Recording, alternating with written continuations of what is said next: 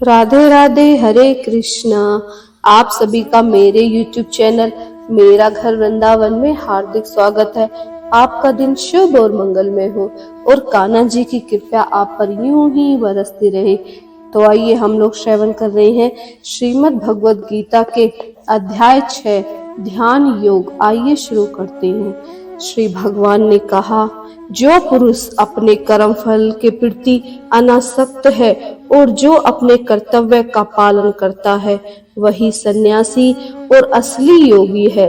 वह नहीं जो न तो अग्नि जलाता है और न ही कर्म करता है। हे पांडु पुत्र, जिसे सन्यास कहते हैं उसे ही तुम योग अर्थात पर ब्रह्मा से युक्त होना जानो, क्योंकि इंद्रिय तृप्ति के लिए इच्छा को त्यागे बिना कोई कभी योगी नहीं हो सकता। अष्टांग योग के नव साधक के लिए कर्म साधन कहलाता है और योग सिद्ध पुरुष के लिए समस्त भौतिक कार्यकलापों का परित्याग ही साधन कहा जाता है। जब कोई पुरुष समस्त भौतिक इच्छाओं का त्याग करके न तो इंद्रिय तृप्ति के लिए कार्य करता है और न सकाम कर्मों में प्रवृत्त होता है, तो वह योग रूढ़ कहलाता है। मनुष्य को चाहिए कि अपने मन की सहायता से अपना उद्धार करे और अपने को नीचे ना गिरने दे। यह मन बद्ध जीव का मित्र भी है और शत्रु भी है। जिसने मन को जीत लिया है उसके लिए मन सर्वश्रेष्ठ मित्र है, किंतु जो ऐसा नहीं कर पाया उसके लिए मन सबसे बड़ा शत्रु रहेगा। जिसने मन को जीत लिया है उसने पहले ही परमात्मा को प्राप्त कर लिया है, क्योंकि उसने शांति प्राप्त कर ली है। ऐसे पुरुष के लिए सुख दुख, सर्दी गर्मी एवं मान अपमान एक से हैं। वह व्यक्ति आत्म साक्षात्कार को प्राप्त तथा योगी कहलाता है, जो अपने अर्जित ज्ञान तथा अनुभूति में पूर्णतया संतुष्ट रहता है। ऐसा व्यक्ति अध्यात्म को प्राप्त तथा इंद्रिय कहलाता है। वह सभी वस्तुओं को, चाहे वे कंकड़ हो, पत्थर हो या कि सोना, एक समान देखता है। जब मनुष्य निष्कपट हितैषियों, प्रिय मित्रों, तटस्थों, मध्यस्थों, ईर्ष्यालुओं, शत्रुओं तथा मित्रों, पूर्णतयाओं एवं पापियों को समान भाव से देखता है, तो वह और भी उन्नत मान हो जाता है।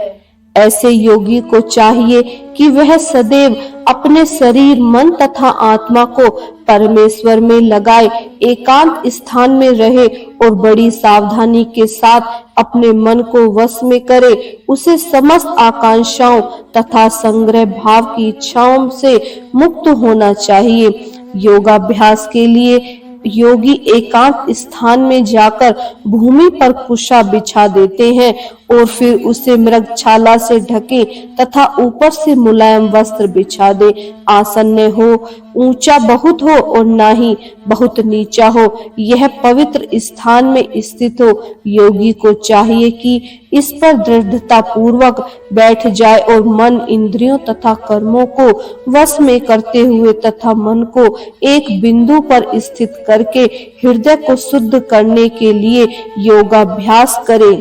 योगाभ्यास करने वाले को चाहिए कि वह अपने शरीर, गर्दन तथा सिर को सीधा रखे और नाक के अगले सिरे पर दृष्टि लगाए। इस प्रकार वह अविचलित तथा दंपित मन से भय रहित विषय जीवन से पूर्णतया मुक्त होकर अपने हृदय में मेरा चिंतन करे और मुझे ही अपना चरम लक्ष्य बनाए।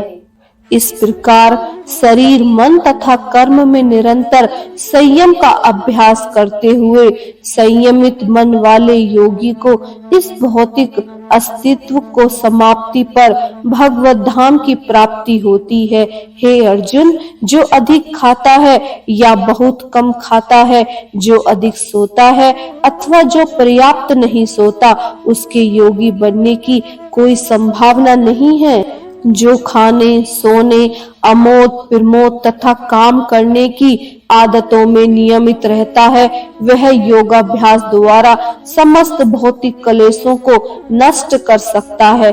जब योगी योगाभ्यास द्वारा अपने मानसिक कार्यकलापों को वश में कर लेता है और अध्यात्म में स्थिर हो जाता है, अर्थात समस्त भौतिक इच्छाओं से रहित हो जाता है, तब वह योग में सुस्थिर कहा जाता है। जिस प्रकार वायु रहित स्थान में दीपक हिलता डुलता नहीं, उसी तरह जिस योगी का मन वश में हो जाता है, वह आत्म तत्व के ध्यान में सदैव स्थिर रहता है। सिद्धि की अवस्था में, जिसे समाधि कहते हैं, मनुष्य का मन योगाभ्यास के द्वारा भौतिक मानसिक क्रियाओं से पूर्णतया संयमित हो जाता है।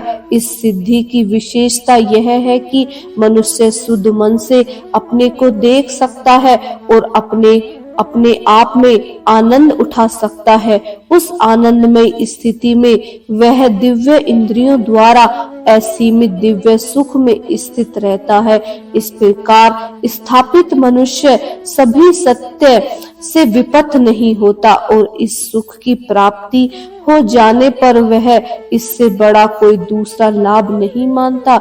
ऐसी स्थिति में पाकर मनुष्य बड़े से बड़ी कठिनाई में भी विचलित नहीं होता। यह निस्संदेह भौतिक संसर्ग से उत्पन्न होने वाले समस्त दुखों से वास्तविक मुक्ति है।